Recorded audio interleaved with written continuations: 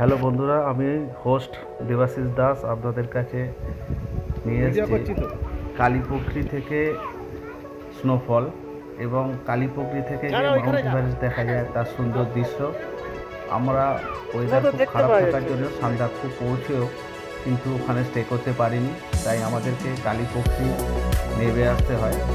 কারণ স্নোফল হলে গাড়ি কালীপুখরিতে রয়ে যাবে, আপনাকে হেঁটেই সান্দাকফু নিচে নেমে আসতে হবে।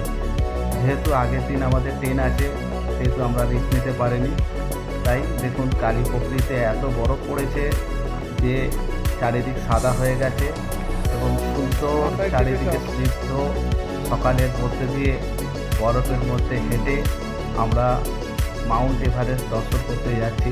খানিকটা কালীপুখরি থেকে খানিকটা এগিয়ে গেলেই ট্রেকিং করে একটা শর্ট রুট ট্রেকিং করে আমরা নিজেরাই আবিষ্কার করেছি, যেখান থেকে মাউন্ট এভারেস্ট দেখতে পাওয়া যায়।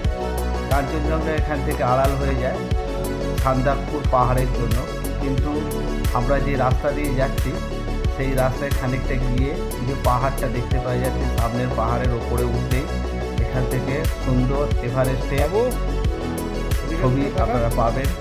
যেহেতু আমার কাছে মোবাইলে খুব ভালো ক্যামেরা নেই, তাই ক্যামেরায় স্টিল ফটো দিয়ে আপনাদের মাউন্ট এভারেস্ট দেখিয়ে দিলাম।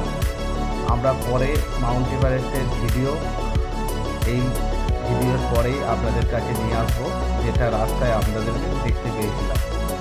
সান্দাকফু অবশ্যই একবার যাবেন, যেখানে আপনাদের মন প্রাণ ভরে যাবে।